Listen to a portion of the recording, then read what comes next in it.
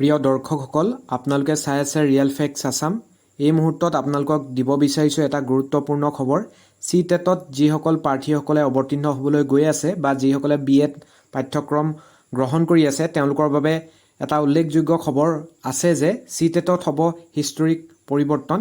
এতিয়াৰ পৰা বছৰত 4টা স্তৰত অনুষ্ঠিত হ'ব CTET আৰু ৰাষ্ট্ৰীয় প্ৰেক্ষাপটত পোৱা খবৰ অনুসৰি নতুন শিক্ষানীতি 2020 NEP 2020 অনুসৰি শিক্ষকৰ নিযুক্তি প্ৰক্ৰিয়াত এটা ডাঙৰ আৰু ঐতিহাসিক পৰিৱৰ্তন হ'বলৈ গৈ আছে। ইয়াৰ অধীনত NCT আইন 2025 শীঘ্ৰেই প্ৰৱৰ্তন কৰা হ'ব, যাৰ ফলত CTET পৰীক্ষাৰ গোটেই গঠন আৰু স্বৰূপ সম্পূৰ্ণৰূপে সলনি হৈ যাব। আৰু এতিয়ালৈকে আপোনালোকে গম পায় যে CTET কেৱল 2টা স্তৰত অনুষ্ঠিত হৈ আছে, LP আৰু UPৰ বাবে। আৰু LPত কেৱল DLED ডিপ্ল'মা পাঠ্যক্ৰম গ্ৰহণ কৰাসকলেহে দিব পাৰিছিলে।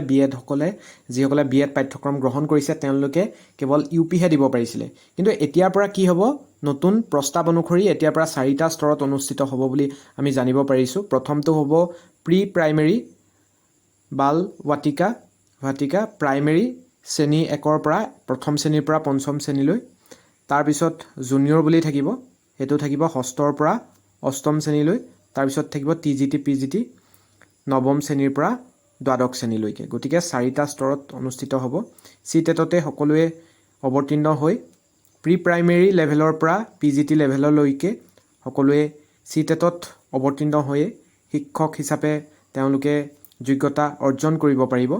আৰু এয়া হৈছে নতুন দিশে প্ৰস্তুতি দিয়াৰ সময়। সেইবাবে শিক্ষক হোৱাৰ সপোন এতিয়া আগতকৈ বেছি সুসংগঠিত আৰু স্পষ্ট আৰু উৎসাহজনক হ'ব বুলি আমি যিটো ইনফৰমেশ্যন তাৰ জৰিয়তে গম পাইছোঁ।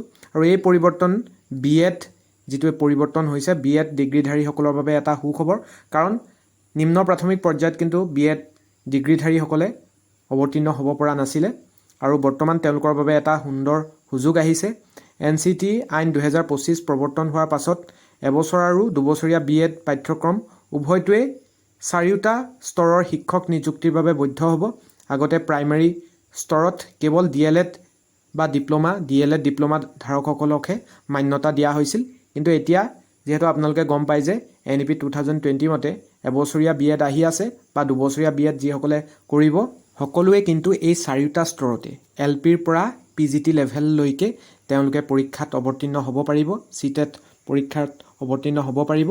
আৰু এই পৰিৱৰ্তনৰ সৈতে নতুন পাঠ্যক্ৰম, নতুন পৰীক্ষা প্ৰক্ৰিয়া আৰু নতুন মূল্যায়ন পদ্ধতিৰ দিশে দ্ৰুত কাম চলি আছে। আৰু ইতিমধ্যে আপোনালোকে গম পায় যে CTETৰ এতিয়ালৈকে পৰীক্ষাৰ ফৰ্ম প্ৰকাশ কৰা নাই। হয়তো পাৰিলে এই নতুন নিয়ম অনুসৰি অনলাইন এপ্লাই কৰিবলৈ দিয়া হ'ব, বা খুব শীঘ্ৰে আপোনালোকে এনেকুৱা এটা পৰিৱৰ্তন দেখিবলৈ পাব। CBSE আৰু NCT একেলগে এটা নতুন পদ্ধতিত শিক্ষক নিযুক্তি প্ৰক্ৰিয়া তৈয়াৰ কৰিবলৈ গৈ আছে। আৰু যি আহিবলগীয়া সময়ত শিক্ষাৰ গুণগত মানদণ্ড আৰু ভৱিষ্যতৰ শিক্ষাৰ উজ্জ্বল দিশ এটা নিৰ্ধাৰণ কৰিব বুলি তেওঁলোকে উল্লেখ কৰিছে নটিফিকেশ্যনৰ জৰিয়তে।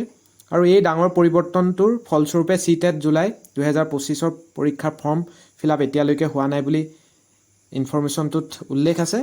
আৰু এতিয়া পৰীক্ষা নতুন নিয়ম আৰু নতুন প্ৰস্তাৱ অনুসৰি অনুষ্ঠিত হ'ব বুলি জানিবলৈ দিছে এই নিয়মটো অনুসৰি। গতিকে এইটো BEd ডিগ্ৰীধাৰীসকলৰ বাবে অতি আনন্দজনক আৰু অতি উৎসাহজনক বাৰ্তা। গতিকে শিক্ষাক সুসংগঠিত কৰাৰ ক্ষেত্ৰত, শিক্ষক হোৱাৰ সপোন বেছিকৈ সুসংগঠিত, স্পষ্ট আৰু উৎসাহজনক হোৱাৰ ক্ষেত্ৰত এই ব্যৱস্থাই নিশ্চয়কৈ এক নতুন যুগৰ সূচনা কৰিবলৈ সক্ষম হ'ব। এইখিনিয়ে আছিলে আজিৰ CTET সম্পৰ্কীয় আৰু BEd ডিগ্ৰীধাৰীসকলৰ বাবে এটা অতি উৎসাহজনক আৰু ভাল খবৰ। এনেকুৱা ধৰণৰ দৰকাৰী ইনফৰমেশ্যনসমূহৰ আপডেট আগতীয়াকৈ পাই থাকিবৰ বাবে যিসকলে ফাৰ্ষ্ট আমাৰ ৰিয়েল ফেক্টছ আছাম চেনেলটো ভিজিট কৰিছে, অনুগ্ৰহ কৰি চেনেলটো ছাবস্ক্ৰাইব কৰি ল'ব। আৰু গুৰুত্বপূৰ্ণ ভিডিঅ'সমূহৰ আপডেট পাই থাকিবৰ বাবে ছাবস্ক্ৰাইবৰ কাষত থকা বেল আইকনটো প্ৰেছ কৰি দিব, যাতে আমি ভিডিঅ'সমূহ আপলোড কৰিলে আপোনালোকে পাব পাৰে। ধন্যবাদ।